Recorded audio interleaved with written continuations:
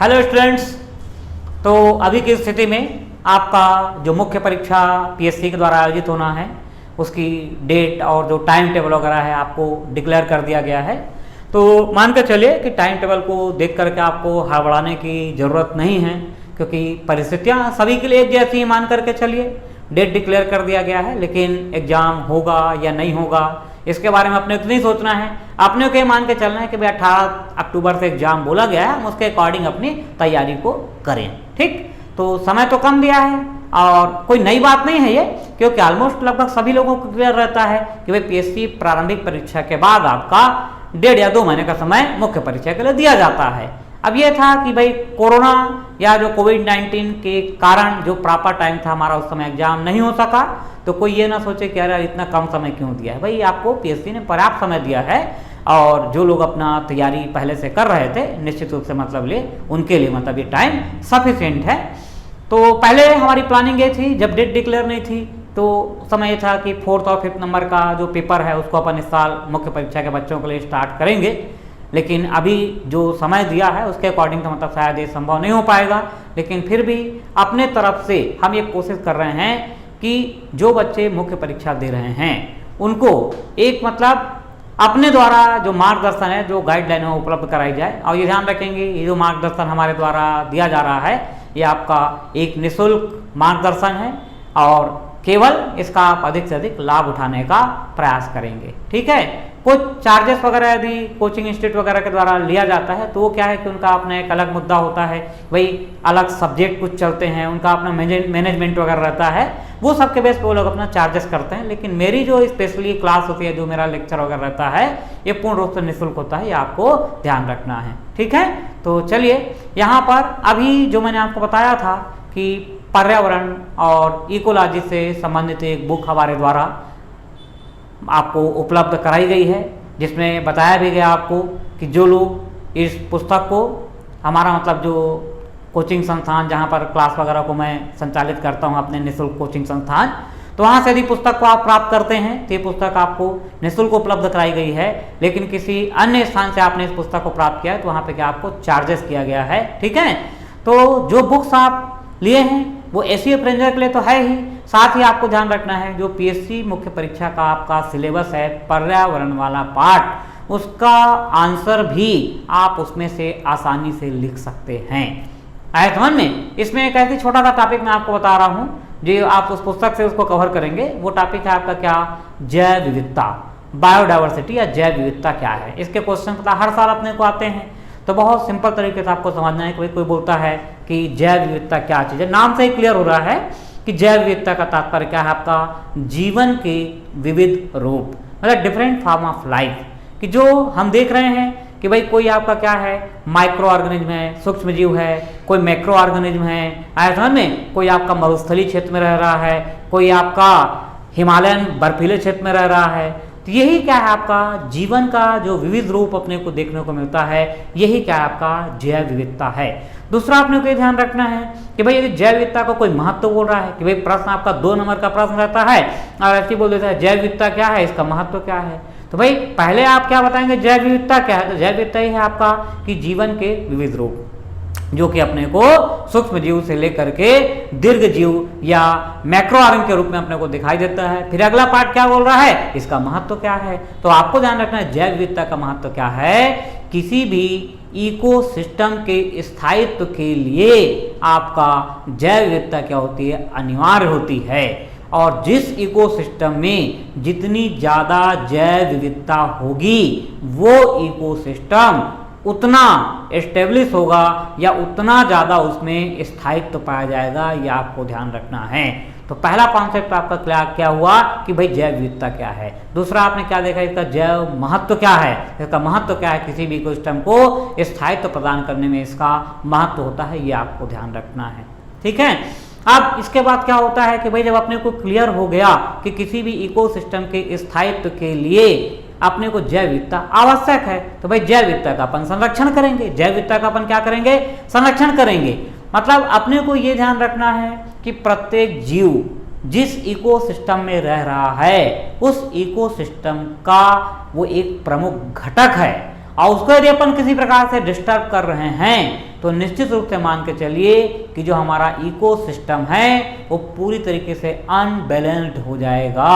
मतलब आप ये ध्यान रखना कि भाई इन फ्यूचर अभी जैसे आप मेंस एग्जाम देंगे, मेंस एग्जाम देने के बाद हो सकता है कि आप इंटरव्यू आगे चल के जाएं, इंटरव्यू में ही आपसे एक ऐसा क्वेश्चन कोई बोल दे कि भाई बताइए मतलब एलिफेंट है, लायन है, टाइगर है, ये सब इतने हिंसक जीव हैं, आए दिन कोई किसी को सूंड से उठा के पटक दे रहा है, तो कोई किसी का शिकार करके खा जा रहा है, लेकिन उसके बाद भी गवर्नमेंट एलिफेंट प्रोजेक्ट चला रही है या टाइगर प्रोजेक्ट चला रही है, तो क्यों ऐसा किया जा रहा है? तब फिर आपका आंसर वहां पर होगा, ध्यान रखेंगे कि भले ही ये हिंसक जीव हैं लेकिन ये फॉरेस्ट इकोसिस्टम के एक प्रमुख घटक हैं, और यदि ये विलुप्त हो जाते हैं तो जो पूरा का पूरा इकोसिस्टम है वो इकोसिस्टम क्या हो जाएगा? डिस्टर्ब हो जाएगा। इसलिए अपने को प्रत्येक इकोसिस्टम के जितने भी घटक हैं उनको संरक्षण प्रदान करना है, ये ध्यान रखना है। ठीक है, तो अब यहाँ पर पहला तो ये जैव विविधता वगैरह का अपन ने जान लिया। यहाँ पर इसमें आगे चल के मैं आपको एक लॉन्ग नोट्स बताऊंगा, मैं लॉन्ग नोट जिसमें बार बार आता है कि भारत के जो विभिन्न जैव भौगोलिक परिमंडल हैं या जो जैव विविधता के क्षेत्र हैं उनको कितने पार्ट में क्लासिफाइड किया गया है। तो अपन पढ़ते हैं 10 पार्ट इसका पढ़ते हैं, तो वो थ्योरी के लिए मतलब एक बड़े क्वेश्चन के रूप में आपका रहेगा, तो उसको मैं एक्सप्लेन करूंगा। अभी ऐसी छोटे छोटे कुछ क्वेश्चन आपको मैं बता दे रहा हूँ जो बार बार एग्जाम में जैसे आते हैं। ठीक है, जैसे एग्जाम में आपको क्वेश्चन दिया, ये क्वेश्चन आ चुका है, एग्जाम का ही क्वेश्चन मैं ले रहा हूँ, ये आपको ये देखिए, रेड डाटा बुक, ये देखिए। अब ये जो प्रश्न है ये 2 नंबर का भी हो सकता है और 4 नंबर का भी हो सकता है। अपने को लिखने का तरीका क्या होगा, ये देखिए भाई। सबसे पहले तो ये भाई रेड डाटा बुक है क्या चीज, पहला पॉइंट क्या आएगा? रेड डाटा बुक संकटग्रस्त, क्या चीज है आपका? रेड डाटा बुक संकटग्रस्त पादप एवं जंतु जातियों, पादप एवं जंतु जातियों की सूची है। पहला पॉइंट ध्यान रखना, जब आप इंटरव्यू में भी जाएंगे तो आपको इसी तरीके से आंसर देना है कि भाई बोलेंगे कि हाँ भाई रेड डाटा बुक क्या है, तो पहला लाइन आपका क्या होगा कि यह संकटग्रस्त पादप एवं जंतु जातियों की सूची है, पहला लाइन। और थ्योरी लिख रहे हैं तब भी अपन यहाँ पे पहली लाइन यही लिख रहे हैं। अब दूसरा पॉइंट हमारे पास क्या आता है, ध्यान रखना, ये इसका प्रकाशन IUCN के द्वारा किया जाता है। इसका प्रकाशन किसके द्वारा किया जाता है? IUCN के द्वारा किया जाता है। IUCN क्या हो गया आपका? International union for conservation of nature and natural resources. मतलब IUCN का फुल फॉर्म क्या है, ध्यान रखना है आपका, ये हो गया इंटरनेशनल, ये क्या हुआ आपका? इंटरनेशनल यूनियन फॉर कंजर्वेशन, ये क्या हुआ आपका? International union for conservation of nature and natural resources,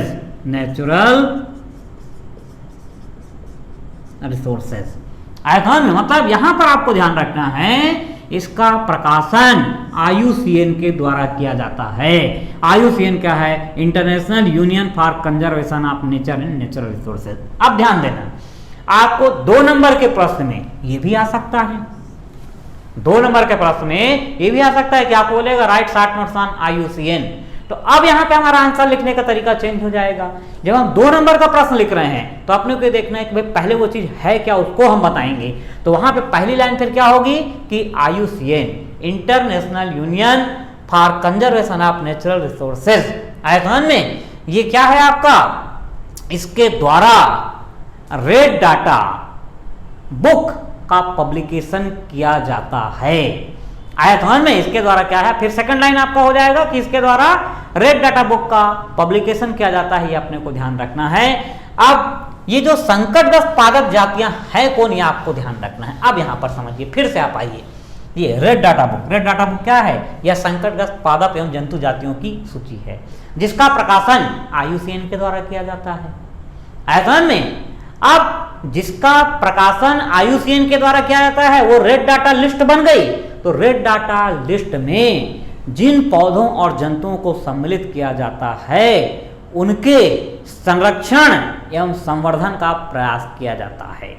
मतलब आपने को ये ध्यान रखना है कि भाई संकटग्रस्त हम किसको घोषित कर रहे हैं, तो संकटग्रस्त हम ऐसी पादप या जंतु जाति को डिक्लेयर कर रहे हैं जिसकी जनसंख्या में लगातार कमी आती जा रही है। तो जनसंख्या लगातार कमी आते जा रही है, तो भाई एक समय तो ऐसा आएगा कि यदि अपन ने उस पर संरक्षण नहीं किया या उसके संवर्धन को हमने प्रोत्साहित नहीं किया तो एक निश्चित समय के बाद वो स्पीसीज क्या हो जाएगी, विलुप्त हो जाएगी, एक्सटिंक्ट हो जाएगी। और जब स्पीसीज एक्सटिंक्ट हो जाएगी या विलुप्त हो जाएगी तो वो जो इकोसिस्टम है पूरी तरीके से क्या हो जाएगा, अनबैलेंस्ड हो जाएगा। इसलिए रेड डाटा बुक में जो संकटग्रस्त पादप और जंतु जातियों की सूची बनाई गई है उसके संरक्षण एवं संवर्धन की दिशा में अपने को प्रयास करना है, ये ध्यान रखना है। अब यहाँ पर पॉइंट देखिए, रेड डाटा जो लिस्ट है आपका 2 नंबर की यदि हम बात कर रहे हैं तो 2 नंबर में आपका क्या क्या लिखा आएगा, ध्यान रखना। पहला पॉइंट क्या बोला, रेड डाटा बुक संकटग्रस्त पादप एवं जंतु जातियों की सूची है जिसका प्रकाशन IUCN के द्वारा किया जाता है। इस लिस्ट में सम्मिलित पादप एवं जंतु जातियों के संरक्षण एवं संवर्धन का प्रयास किया जाता है। आयतन में ये 2 नंबर का प्रश्न हमारा कंप्लीट हो गया। अब यदि 4 नंबर का प्रश्न अपने को बोला है, यदि अपने को क्या बोला है, 4 नंबर का प्रश्न बोला है, तब फिर अपन आगे बढ़ेंगे। सेकंड पैराग्राफ में फिर अपन लिखेंगे 4 नंबर का प्रश्न आयतन में कि संकटग्रस्त पादप एवं जंतु जातियां, मतलब कुछ जंतु जातियों का नाम बता देंगे और कुछ पादप जातियों का नाम बता देंगे। या हम ये भी कर सकते हैं कि रेड डाटा लिस्ट में, आयतन में रेड डाटा लिस्ट में आपका अलग अलग कैटेगरीज होती है। अलग अलग कैटेगरीज बोलने का मतलब क्या होता है, आपको ध्यान रखना है कि अलग अलग कैटेगरी बोलने का मतलब क्या होता है कि आपका क्या होता है, इसमें एक आता है कि आपका क्रिटिकल एंडेंजर्ड, क्या होता है आपका ये होता है क्रिटिकल एंडेंजर्ड, ये क्रिटिकल एंडेंजर्ड। इसके अलावा फिर क्या होता है आपका एंडेंजर्ड आयतन में। इसके बाद फिर क्या होता है आपका ये वल्नरेबल। इसके बाद क्या होता है आपका ये रेयर आयतन में। मतलब अलग अलग ऐसा इसका क्राइटेरिया बनाया गया है, समझ में आया। मतलब जो रेड डाटा लिस्ट है उसमें पादप एवं जंतु जातियों की अलग अलग श्रेणी बनाई गई है। आयतन में अलग अलग श्रेणी बोलने का मतलब क्रिटिकल एंडेंजर्ड, वल्नरेबल एवं रेयर स्पीसीज का वर्गीकरण पाया जाता है। आयतन में कुछ संकटग्रस्त पादप जातियां एवं कुछ जंतु जातियां। तो भाई संकटग्रस्त जंतु जाति की बात करेगा तो जो नाम आपको मालूम है आयतन में आप क्या पढ़ते हैं, ग्रेट इंडियन बस्टर्ड, आयतन में ब्लू व्हेल, ठीक। ये सारी चीजें जो पर्यावरण वाली पुस्तक है उसमें एक लाइन से आपको दिखाई देगा। तो उसको नाम को 3-3, 4-4 नाम अपन बता दिए। या ऐसा प्रश्न भी हो सकता है, देखिए ध्यान देना, यहाँ तक की स्टोरी हमारी क्लियर हुई। प्रश्न आपका अब और क्या क्या हो सकता है, आपको सीधा क्वेश्चन है संकटग्रस्त जातियां, ये भी मेरे ख्याल से आ चुका है। तो भाई संकटग्रस्त जातियां यदि आपको बोल रहा है मतलब है एक ही चीज, लेकिन आंसर लिखने का तरीका हमारा क्या होता है, चेंज होता जाता है। आपको ये भी मेरे ख्याल से आ चुका है कि संकटग्रस्त जातियां, ये एक बार प्रश्न आ गया आपका, ये संकटग्रस्त जातियां आयतन में संकटग्रस्त जातियां, ठीक। तो संकटग्रस्त जातियां आपको ये बोल दिया। अब आपका लिखने का तरीका क्या होगा, ध्यान रखना, क्या लिखेंगे अपन, संकटग्रस्त जातियां, है ना भाई। ऐसी पादप एवं जंतु जातियां, ऐसी पादप एवं जंतु जातियां जिनकी जनसंख्या में लगातार कमी आती जा रही है, उन्हें IUCN के द्वारा रेड डाटा लिस्ट में सम्मिलित किया जाता है। आयतन में ऐसी पादप एवं जंतु जातियां संकटग्रस्त कहलाती हैं तथा इकोसिस्टम के स्थायित्व के लिए इनके संरक्षण एवं संवर्धन की दिशा में कार्य किया जाता है। आयतन में ये मेरे ख्याल से 4 नंबर का प्रश्न आया था आपको कि संकटग्रस्त जातियां क्या होती हैं आयतन में। तो संकटग्रस्त जातियां आपको क्या बताना है कि ऐसी पादप एवं जंतु जातियां जिनके, ठीक है, जिन्हें IUCN के द्वारा प्रकाशित पुस्तक रेड डाटा बुक में स्थान दिया गया है वो संकटग्रस्त पादप एवं जंतु जाति। ठीक है, ये हो गया हमारा क्लियर। अब अपने को करना क्या है कि जब ये संकट मतलब रेड डाटा लिस्ट में ये आ गए तो अब इनके लिए अपने क्या करना है, संरक्षण और संवर्धन की दिशा में अपने को क्या करना है, कार्य करना है। संरक्षण संवर्धन क्यों आवश्यक है, क्योंकि ये किसी इकोसिस्टम की घटक हैं और उस इकोसिस्टम के स्थायित्व को बनाए रखने के लिए इनको अपनी जरूरत पड़ेगी। अब संकटग्रस्त जातियां बोला है तो यहाँ पे 3-4 नाम आप संकटग्रस्त पादप का नाम बता दीजिए, 3-4 नाम आपका संकटग्रस्त जंतु जाति का नाम बता दीजिए। जंतु जाति बोले तो कम से कम 4 नाम तो आपको रटा हुआ होना चाहिए। 4 नाम क्या क्या हो गया आपका, सिंपल आप बता देंगे, ग्रेट इंडियन बस्टर्ड, ब्लू हेल आयथन में, ठीक है, उसके बाद आपका वाइल्ड बफेलो, ठीक, लायन टेड मकाक, मतलब बुक में तो बहुत सारा मैंने नाम दिया लेकिन कम से कम 3-3, 4-4 नाम आपको रटा हुआ होना चाहिए, क्योंकि आप जब इंटरव्यू भी जाते हैं तो अचानक कहीं आपसे बोल दिया अरे संकटग्रस्त जाति क्या होती है, 1-2 नाम बताइए, तो फिर अपन क्या वहाँ पे आंसर प्रॉपर नहीं दे पाते हैं। ये अपने को रटा हुआ होना चाहिए। उसी तरीके से संकटग्रस्त पादप जाति की बात करते हैं तो पादप जाति में भी 3-4 नाम आप याद रखिए, Atropa, belladonna, Rauwolfia, सरपेंटिना, Nepenthes, khasiana. तो ऐसे नाम यदि अपने को मालूम है तो जैसे एग्जाम में क्वेश्चन आपको दिया है कि संकटग्रस्त पादप एवं जंतु जातियां, संकटग्रस्त जातियां, तो भाई संकटग्रस्त जातियां हमने डिफाइन तो कर दिया लेकिन हमने एग्जाम्पल नहीं दिया और हम उम्मीद करते हैं कि हमको नंबर देगा। तो आपको ध्यान रखना है कि जो प्रश्न है उस प्रश्न के अकॉर्डिंग आपका आंसर होगा, तभी आप क्या है वहां पर नंबर पा सकेंगे। तो अभी जो मैंने बताया आपको 3-4 छोटे छोटे क्वेश्चंस मैंने बताया आपको। पहला तो बताया कि जैव विविधता क्या है, इसके महत्व को बताइए 2 नंबर। तो जैव विविधता जीवन का तात्पर्य है जीवन के विविध रूप। आयतन में यह विविध रूप आपका जल, थल और वायु में देखा जा सकता है। आयतन में जैव विविधता किसी भी पारिस्थितिक तंत्र के स्थायित्व के लिए आवश्यक होती है। खत्म, जैव विविधता हमारा क्या है, खत्म हो गया। उसके बाद फिर अपन ने क्या देखा, रेड डाटा बुक की हमने बात किया।